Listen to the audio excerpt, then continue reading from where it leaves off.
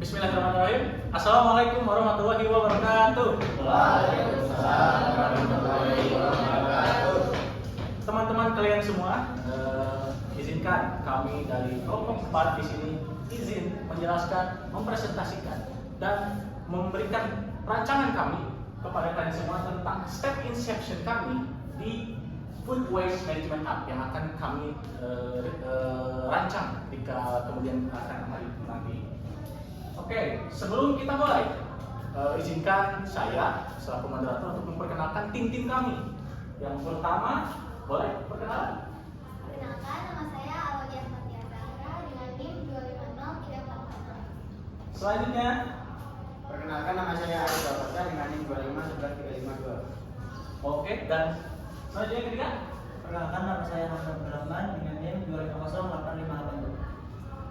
Oke, dan yang selanjutnya harus saya sendiri, Jamie Ahmad Syeda Hatiwijaya dengan NIM 2508183. Dan yang terakhir, Saya Ernal Rashid dengan NIM 2502192. oke, setelah perkenalan, mari kita mulai pembahasan ini. Sebelum kita mulai ke inti pembahasan, izinkan saya untuk menjelaskan poin-poin yang akan kami bahas terlebih dahulu. Nah, di poin-poin ini, di inception step point ini akan ada 5 poin yang akan kami bahas. Yang pertama, ada membuat kesepahaman pada pendefinisian masalah. Jadi kami akan mengidentifikasi masalah yang sudah kami sepakati dan nanti akan dibahas poin ini oleh Aldia.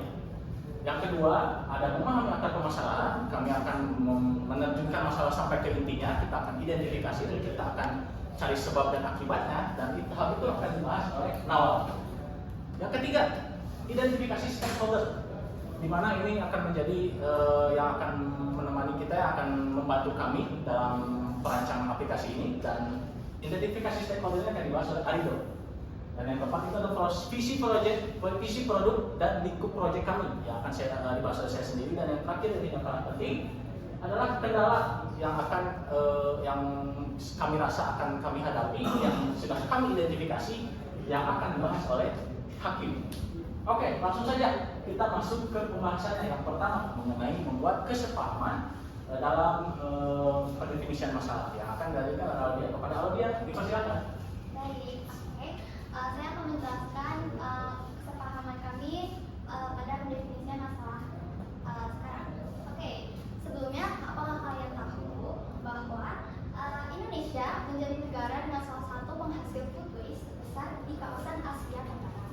Nah, menurut laporan United Nations Environmental Planning atau UNEP, di laporannya bertajuk Think It's Safe, bagian Food Waste Index Report 2024. Nah, Indonesia ini menghasilkan sampah makanan rumah tangga yang mencapai 14,73 juta ton sampah per tahun. Nah, ini nominalnya 2 kali lipat dari negara Vietnam yang menduduki posisi nomor 2. Terus selanjutnya, di sini ada data juga dari Sistem Informasi Pengelolaan Sampah Nasional atau ISPN yang dinaungi oleh Kementerian Kehutanan dan Lingkungan Hidup. Nah, jadi Indonesia ini memiliki timbunan sampah itu sekitar 35,31 juta ton sampah dari 323 kabupaten dan kota se-Indonesia. Nah, sampahnya ini dibagi lagi berdasarkan jenis dan sumbernya. Nah, setengah sampahnya ini didominasi sumbernya dari sampah sisa makanan, sampah rumah tangga. Nah, sedangkan jenis sampahnya itu hampir 40%-nya diantaranya jenisnya merupakan sampah sisa makanan. Nah, kenapa sih sampah sisa makanan ini begitu bahaya? Nah, ini konsekuensinya dari limbah pangan ini di Indonesia sangat luas ya. Jadi itu bisa mencakup beberapa aspek seperti ketahanan pangan, ekonomi, dan lingkungan. Nah, kalau di dampak sosial sendiri ada namanya food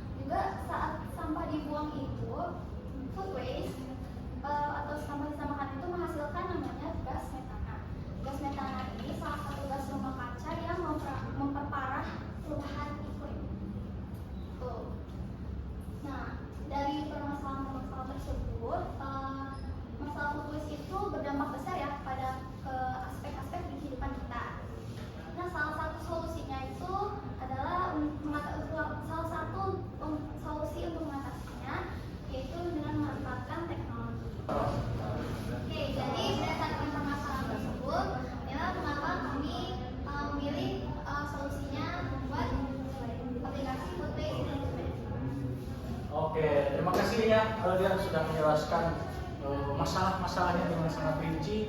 Itu jadi masalah yang kita cari-cari yang menjadi penyebab kenapa kita menjadi ingin merancang aplikasi ini. Mungkin teman-teman sudah jelas ya kenapa tadi sudah ada banyak ton sampah ya. Tapi mungkin ada yang masih kurang. Tenang, di sini kita akan jelasin lagi permasalahannya sampai ke akar-akarnya, dan penjelasan itu akan dilanjutkan dan dijelaskan oleh Nawal. Pada Nawal, persilakan. Oke, terima kasih kepada Jimmy yang sudah memberi waktunya. Oke, jadi seperti yang kalian lihat di sini udah ada fishbone diagram, yang dimana fishbone ini untuk mencari suatu masalah yang akan ingin kita selesaikan. Nah, di dalam fishbone diagram ini ada kepala ikannya, tulang besarnya dan tulang-tulang kecilnya. Kepala ikannya ini sebagai apa sih? Kepala ikannya ini sebagai masalah utama yang ingin kita selesaikan. Nah, di sini masalah utama yang ingin kita selesaikan itu ketidakefisienan sistem makanan. Nah, untuk tulang-tulang besarnya kita ada 4. Tulang besar itu apa? Tulang besar itu sebagai kategori penyebabnya. Yang pertama ada material, mesin, dan metode. Oke, yang untuk tulang-tulang kecilnya itu sebagai penjabaran yang lebih spesifikasi dari kategori penyebabnya. Contohnya demand ada rumah tangga, mahasiswa, pelaku usaha kecil. Nah, kenapa rumah tangga sebagai penyebabnya? Karena biasanya keluarga masak makanan yang berlebihan tetapi tidak mempertimbangkan kebutuhannya. Misalkan ibu kita memasak nasi tetapi keluarganya itu kebanyakan yang berkegiatan di luar. Nah, itu nasi yang tidak dimakannya menjadi sisa dan akhirnya bakal basi dan berjamur, itu akan dibuang. Selanjutnya ada mahasiswa. Kenapa mahasiswa? Karena mahasiswa seringkali pola konsumsi makanannya itu tidak teratur. Misalkan kita membeli makanan yang banyak, tapi akhirnya tidak kita makan. Selanjutnya ada pelaku usaha kecil. Pelaku usaha kecil juga, misalkan pedagang. Pedagang itu biasanya menstok makanannya lebih dari yang mereka jual karena itu kewaspadaan. Nah, tapi dalam kewaspadaan itu, kalau misalkan jualannya tidak istilahnya laku semua, itu bakal menjadi stok makanan sisa yang akan terbuang juga. Nah, selanjutnya ada material. Di sini ada kualitas makanan, sisa makanan sulit diolah kembali, dan ketidaksesuaian bahan makanan. Apa sih yang dimaksud dengan kualitas makanan? Nah, biasanya kualitas makanan ini ada yang buruk dan ada yang emang udah bagus. Nah, kalau misalkan kualitas makanannya buruk, otomatis manusia juga tidak ingin makannya kan? Nah, gimana situ akan menjadi penyebabnya? Oke, selanjutnya ada sisa makanan sulit diolah kembali. Nah, contoh dari makanan yang sulit diolah kembali ini seperti tulang ayam. Kalau misalkan tulang ayam kita olah kembali, itu bakal sulit. Jadi bakal hanya jadi sampah doang.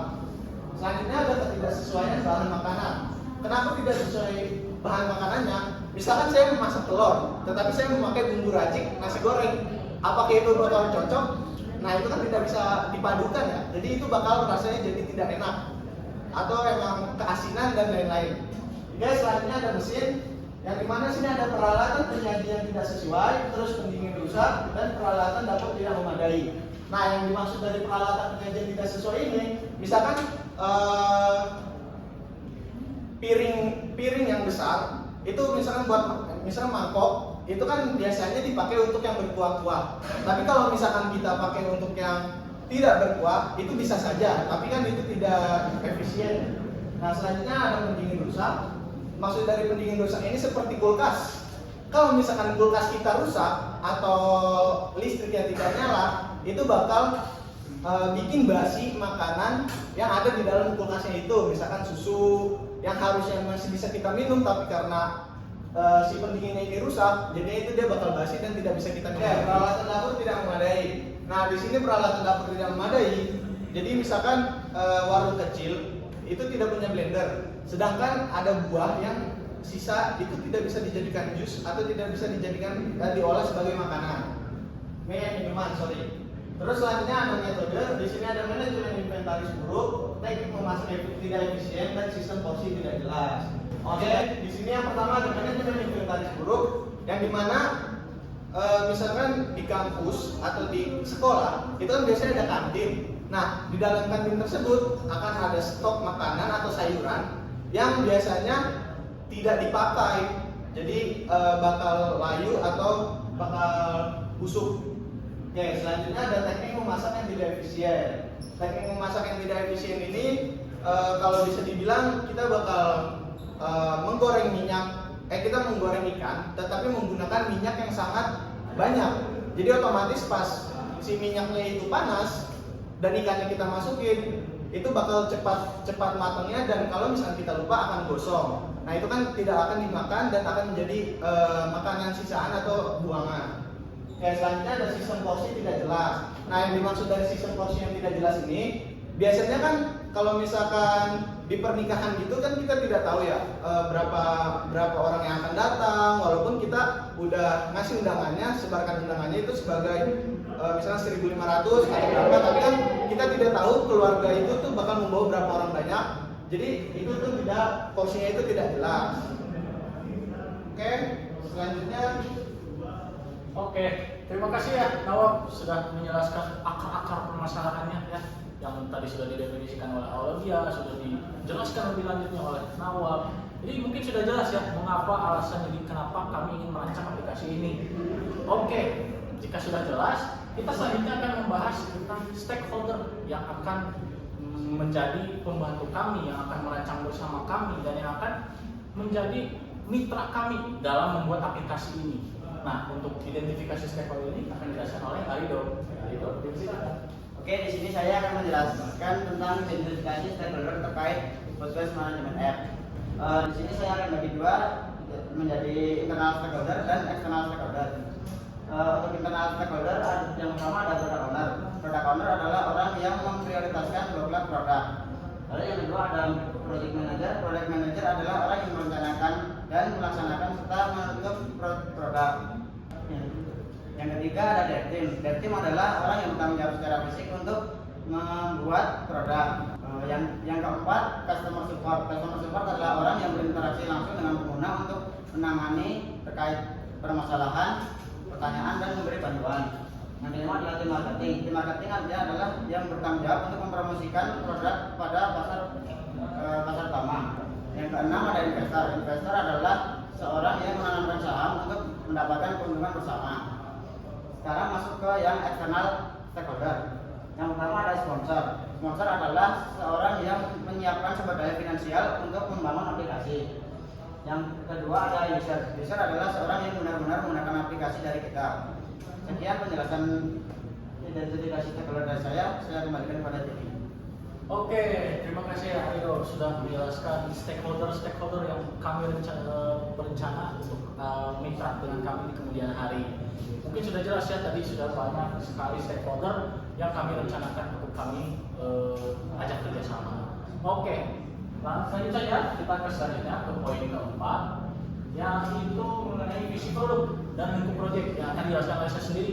Oke, visi produk di sini bisa terlihat ya, visi produk kami yaitu mendorong kebiasaan konsumsi yang lebih hemat, sehat, dan berkelanjutan melalui pengelolaan yang lebih cerdas. Nah, di sini kita bisa highlight kalimat atau kata yaitu pengelolaan yang lebih cerdas. Yang dimana di sini kami menggunakan aplikasi yang sudah tadi kami katakan sejak awal. Jadi kami mendorong kebiasaan konsumsi masyarakat yang tadi juga sudah dijelaskan oleh Nawab, seperti rumah tangga, mahasiswa, atau bahkan pelaku UMKM, usaha kecil, usaha menengah, yaitu UMKM pokoknya itu. Nah, di sini juga kenapa kami highlight 3 kata: hemat, sehat, dan berkelanjutan. Hemat, kenapa? Karena kita pakai aplikasi. Karena ada beberapa yang misal managing food waste-nya itu, misal pakai sekretaris, manajer, kan itu bayar ya, bayar orang untuk manage kebutuhan kita sendiri kan. Jadi kesannya juga hemat.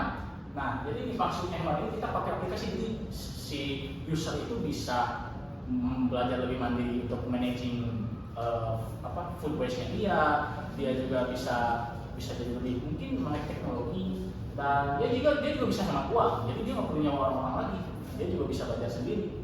Nah, sehat yang sehat ini apa? Itu pasti kalau misalkan aplikasi ini berhasil, maka sudah pasti orang tersebut berhasil managing food waste-nya yang membuat lingkungan dia jadi bersih. Lingkungan dia jadi bersih, otomatis hidup dia jadi sehat. Nah, berkelanjutan itu berarti si kegiatan yang dia lakukan itu akan terus maju, maksudnya maju itu apa? Jadi sama seperti aplikasi itu akan selalu update, dan tentu saja karena aplikasi itu, jadi si orang dan aplikasi ini juga bisa berjalan lebih jauh maju baru bersama-sama. Jadi misal kalau sudah food waste managingnya sudah beres, dia jadi stop melakukan tugas managingnya. Oh enggak, tidak, maksudnya berkelanjutan itu. Jadi aplikasi kami ini mendukung agar si usernya ini terus untuk managing food waste-nya dia. Itu visi produk kami. Nah, untuk selanjutnya ini kami menjelaskan lingkup proyeknya. Lingkup proyek ini hanya akan kami batasi menjadi 3 kelompok saja. Yang pertama, rumah tangga, kedua mahasiswa, dan ketiga pelaku usaha kecil atau pelaku UMKM tadi. Kenapa kita cuma batasi 3? Pertama, kami menggunakan kriteria SMART, SMART, atau subjektif, measurable, achievable, relevant, dan time bound. Maksudnya apa itu? Oke. Yang subjektif atau ini itu maksudnya itu berarti kami ingin agar si aplikasinya ini itu tertes terlebih dahulu. Karena jika kami mulai langsung dengan aplikasi yang bisa dipakai oleh umum, maka mungkin akan terjadi ketidakstabilan pada aplikasi kami. Makanya kami batasi terlebih dahulu agar biar kami tadi seperti saya bilang berkelanjutan, agar bisa diupdate terus, tidak langsung ke yang lebih besar begitu. Terus tadi M, measurable, atau yang bisa kami tawarkan, seperti itu bisa dibilang ya. Jadi kenapa kami bilang ketiga kelompok ini bisa kami tawarkan? Karena ini lingkup terdekat kami. Rumah tangga bisa keluarga kita, mahasiswa dan pelaku usaha kecil banyak. Apalagi di kampus ada banyak yang jualan, berdagang, dan mungkin mereka butuh jasa kami. Oke, terus ada achievable atau bisa kami achieve itu ya, bisa kami tangkap lah gitu. Jadi achievable ini berarti kita juga kan butuh feedback ya, yang berarti kita juga butuh feedback. Nah, orang-orang terdekat ini mungkin yang akan mudah sekali kami tanya tentang feedbacknya. Lalu ada relevan tentu saja relevan, food waste, apalagi tadi sudah dijelaskan oleh Nawal. Orang rumah tangga, mahasiswa itu orang-orangnya suka buang makanan. Mohon maaf, bukan berarti saya menuduh kalian suka buang makanan, tapi rata-rata tadi sudah ada datanya juga ya. Indonesia aja sudah 2 kali ton sampahnya yang banyak sisa makanan. Nah, relevan itu dan time bound itu ya tadi, berkelanjutan tadi. Jadi kami menggunakan 5 aspek itu agar 3 orang ini menjadi lingkup kami begitu. Oke. Mungkin segitu saya untuk visi produk dan lingkup project. Nah, selanjutnya yang terakhir yang tidak kalah penting, yaitu tentang identifikasi kendala-kendala yang kami rasa akan kami hadapi di kemudian hari, yang akan dijelaskan oleh Hakim. Persilakan. Terima kasih Jenderal kesempatannya. Izinkan saya untuk menjelaskan identifikasi kendala dalam developing food waste management app. Jadi di sini ada beberapa kendala yang sudah kami identifikasi, dan ini keempat ini dari 3 dari 4 ini lebih kepada sisi teknis dalam development. Jadi untuk yang pertama yaitu membangun komunitas user untuk memelihara keberlangsungan dan fungsi aplikasi.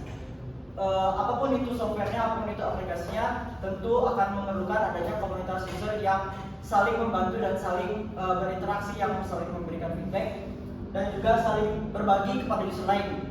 Dan ini sangat penting apalagi untuk di aplikasi kami ini yang berbasis untuk memberikan jasa manajemen untuk kepada user, sehingga komunitas ini diperlukan untuk keberlangsungan dan fungsi aplikasi. Jadi mungkin sedikit menyinggung beberapa fitur yang mungkin akan direncanakan, yakni smart suggestion, resep untuk makanan yang makanan sisa gitu biasanya. Jadi untuk resep ini mungkin jika resep yang dimasukkan dalam data aplikasi itu dimasukkan oleh tim developer sendiri, mungkin itu akan menjadi suatu tantangan yang sangat besar. Jadi mungkin untuk komunitas user sendiri nanti akan ada user oriented input gitu. Jadi di mana user ini bisa memberikan input saran-saran resep yang akan nanti dimasukkan ke dalam penyimpanan data reception aplikasi tersebut. Itu kemudian untuk membangun sistem analisis dan smart suggestion dengan bahasa pemrograman terbatas. Ini di sini kami ada sedikit tantangan, yaitu membangun sistem analisis ini dan smart suggestion untuk aplikasi dengan bahasa pemrograman yang memang tidak bisa banyak. Karena kami memang dari kelompok yang pemula, jadi untuk membangun aplikasi ini kami hanya bisa menggunakan bahasa pemrograman yang terbatas. Kemudian untuk memastikan input data user memadai untuk hasil analisis dan saran yang akurat. Aplikasi kami ini bukan orientasi sesuatu yang otomatis dari aplikasi semuanya 100% kepada user, melainkan ada butuh input yang memadai dari user itu sendiri untuk agar aplikasi kami ini bisa memberikan service yang memadai juga, gitu. Karena untuk food waste management ini diperlukan adanya data-data makanan. Misalkan contoh ada orang membeli sayur, gitu. Nanti perlu ada input sayur jenis apa, belinya tanggal berapa, belinya di mana. Itu nanti akan itu akan memberikan input untuk analisis sistem aplikasi kami untuk memberikan informasi yang akurat. Misalkan sebaiknya digunakan sampai tanggal berapa. Misalkan ini bahan makanan ini perlu disimpan di kondisi apa, suhu berapa, temperatur berapa, keadaan kering atau basah. Itu akan input user itu akan menjadi hal yang krusial kepada service yang akan diberikan oleh aplikasi kami juga. Gitu. Kemudian untuk menyimpan data resep-resep masakan yang akan digunakan untuk smart suggestion bagi user. Kembali tadi yang sudah saya singgung sebelumnya, yakni data resep-resep masakan ini merupakan salah satu dari fitur aplikasi kami yang telah kami rancang, yakni di mana apabila ada sisa makanan atau mungkin bahan makanan yang terbilang jumlahnya lumayan sedikit, gitu. Jadi kalau misalkan dibuat satu porsi yang besar itu susah, maka di sini kami akan memberikan alternatif bagaimana menyajikan bahan makanan yang tersisa itu, gitu. Dan untuk membuat data resep-resep ini tentunya perlu waktu dan tenaga yang banyak untuk bisa membangun suatu penyimpanan data resep yang memadai untuk banyak bahan makanan dan untuk berbagai kondisi.